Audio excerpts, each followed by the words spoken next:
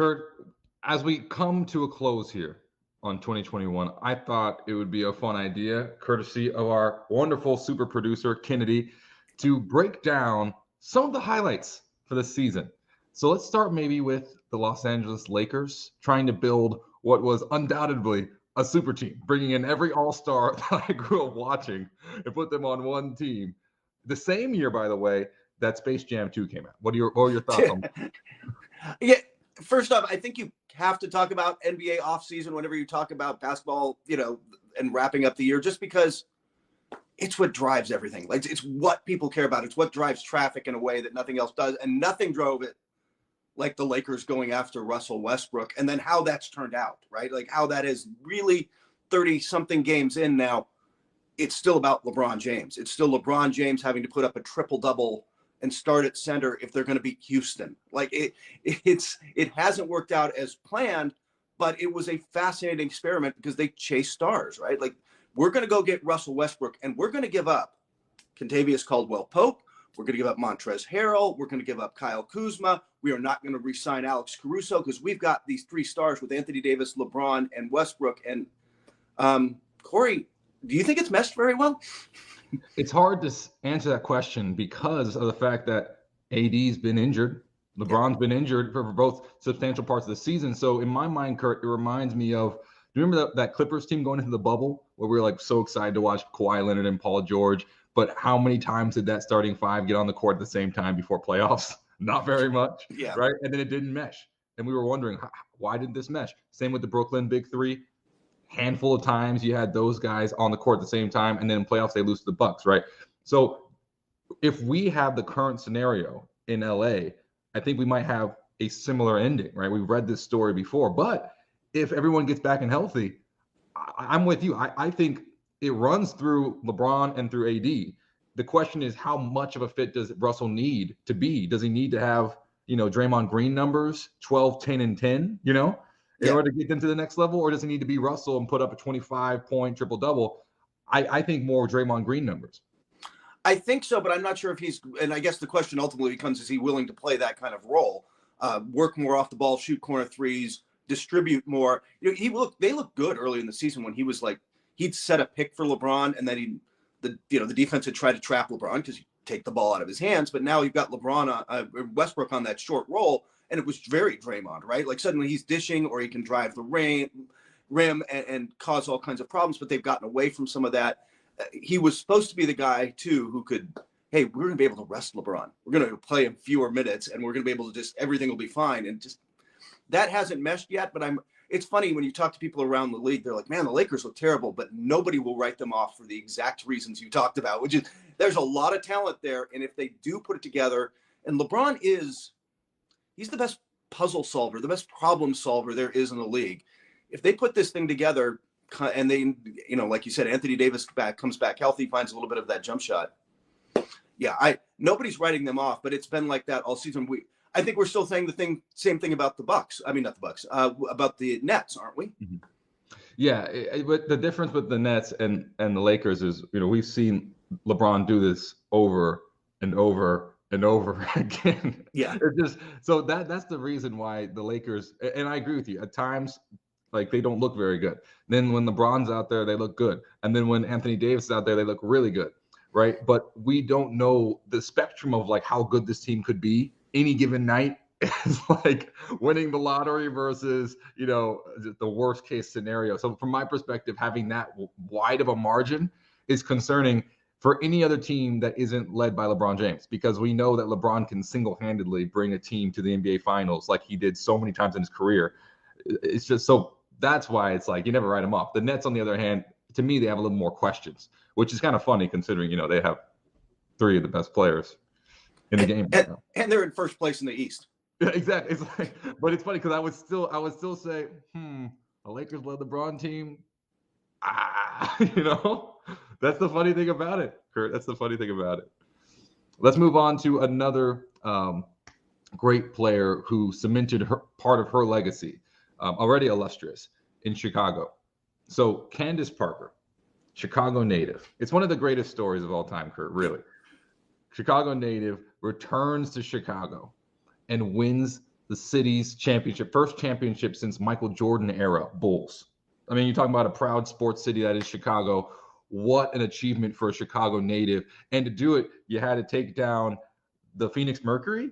Yes, who were Diana Taurasi, Brittany Griner, Skylar Diggins-Smith. What was your take from that experience, just watching the WNBA finals unfold? Well, it just felt like a team of destiny, didn't it? And that's look, there's no greater story in sports, I think, than coming home to win a title for the place you grew up, for the fans, that grew up watching you when you were in high school and before. Like, I think that is such an amazing story. And that was such a fun team, right? Like, Kalia Cooper was the MVP and just racking up teams.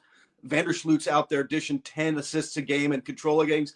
But when it came crunch time, when they needed buckets, there was Candace Parker.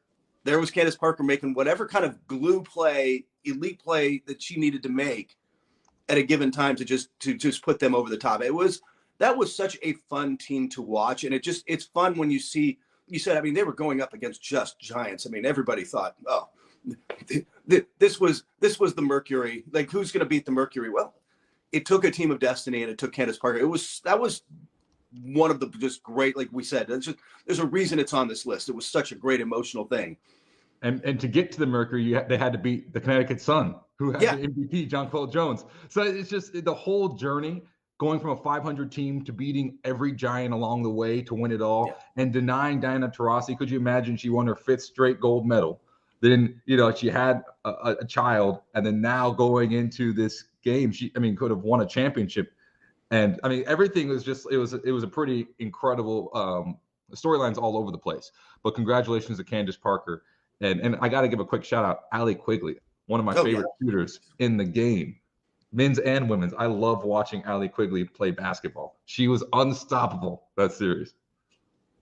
So now moving on to a part of the season that is almost impossible to ignore. It's affected every single area and facet of this game, and that's COVID-19. So when you think about the impacts most recently, where you have hundreds of players in COVID-19 protocol, over 100 plus players in COVID protocol, how has this affected the season?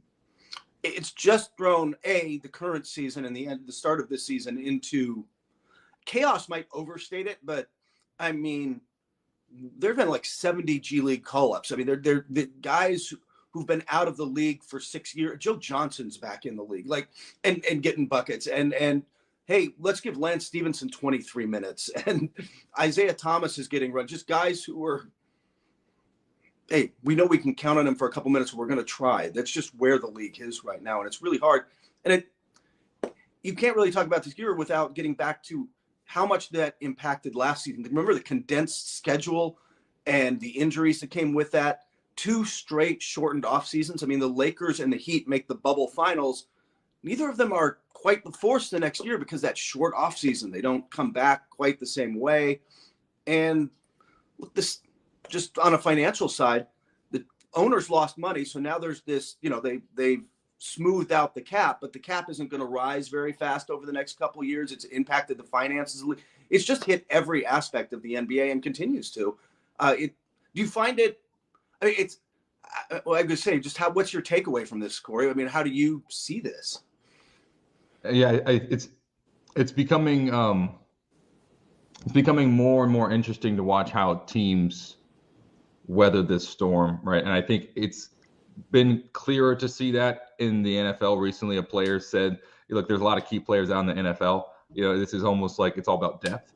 And I thought that was a really interesting quote, because at this point, COVID-19 has become like managing injuries in the NFL. Like, you just don't know who you're going to have available, and how are you going to play your 3rd string quarterback? Are you going to sign a quarterback just for this week? 10-day contracts, etc. So we're starting to see that in the NBA, where people say, okay, we're shortening the COVID protocol from 10 days to 5 days. You can test out sooner if you're vaccinated and asymptomatic, right?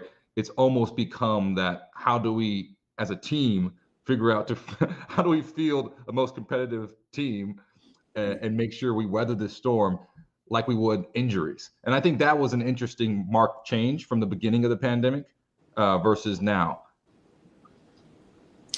The other thing I think it speaks to is team culture, right? Like the Miami Heat hit with injuries on top of it. Like Bam Adebayo's got the thumb surgery, and Jimmy Butler missed time due to injury before COVID and all this.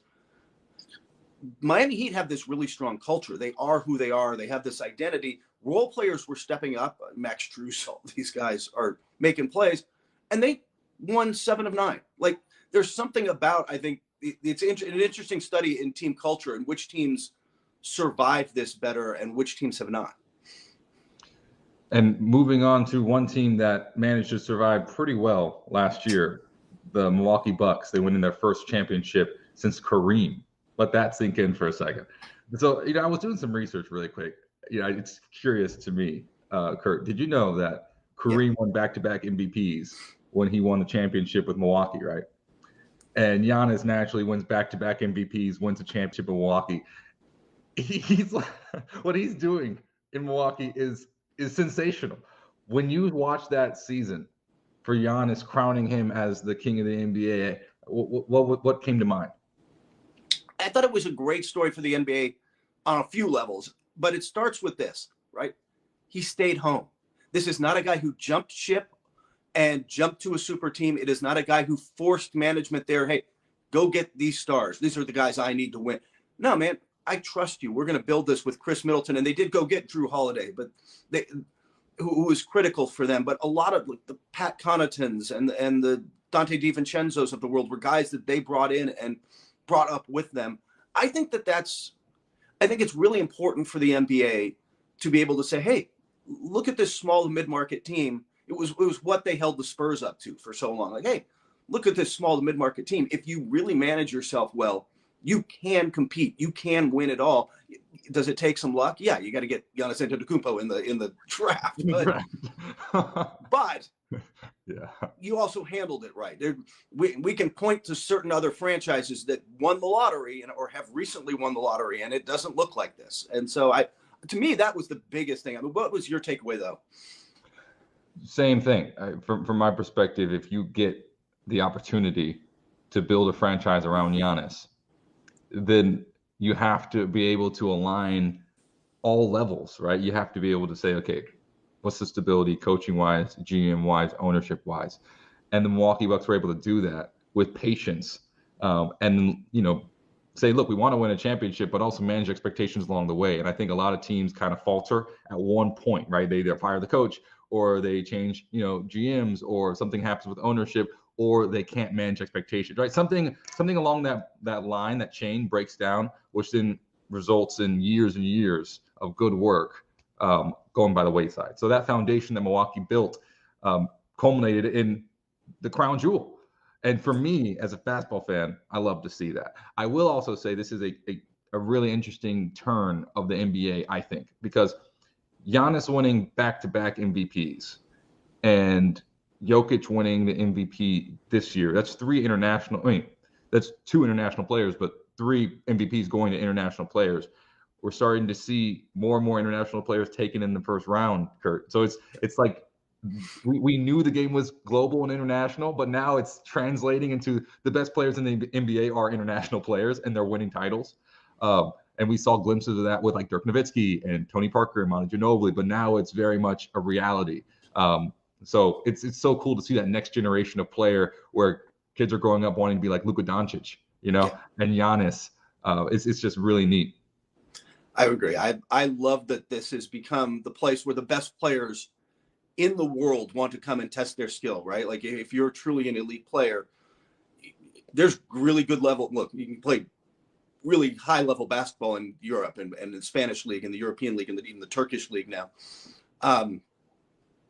But if you want to test yourself against the best, you come to the NBA. And that's what guys like Giannis, did. That's what, Luka Doncic has done. And we're the ones who benefit from that because the basketball is just, Nikola Jokic and Giannis Antetokounmpo are back in the MVP conversation this year, along with, Curry and Durant. But those 4 guys have kind of separated themselves in my mind. And they're in the conversation. They're again having just epic years. And that just makes the league better when you can just put the best players out there.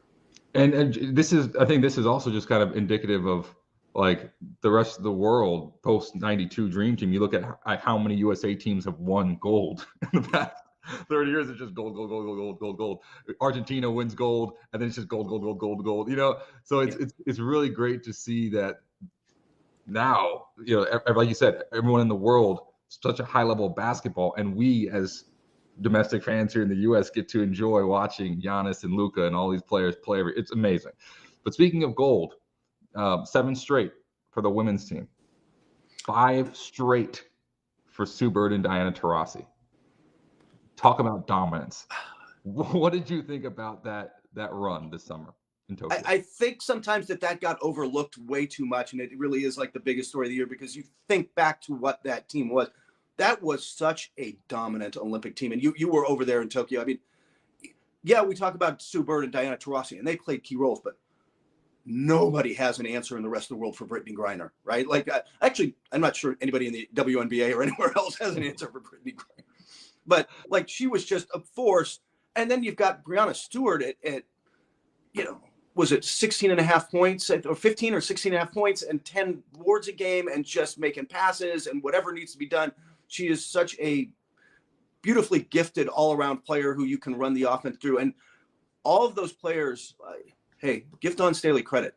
It's not easy to mesh all that fast. And that was such an impressive team. I mean, you were there. What were your impressions? Yeah, and don't forget Asia Wilson too. It's just it was just like you read that roster and the experienced one of all the Olympians who have won multiple gold medals.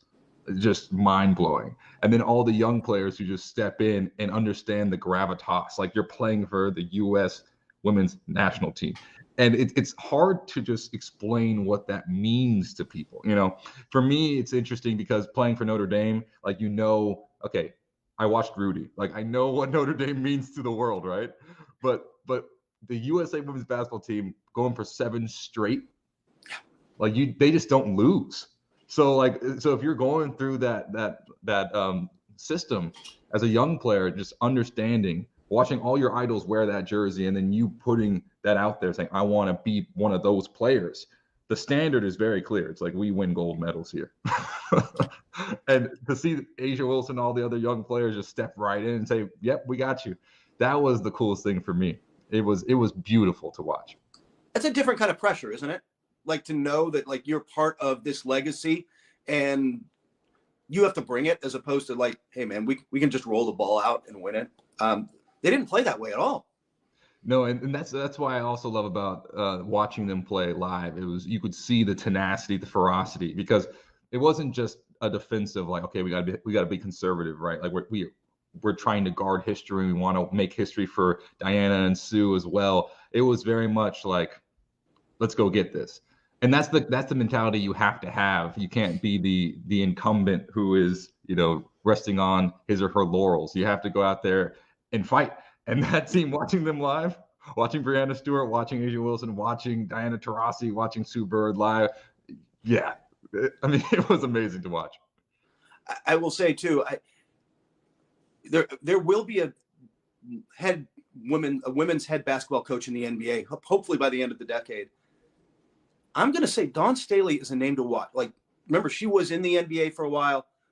There are a lot of teams that think she is the kind of leader and personality that could be a head coach in the NBA. Like, she's proven it now at just about every level she's ever been at. Every level, at South Carolina, at the USA level. I mean, it's very impressive.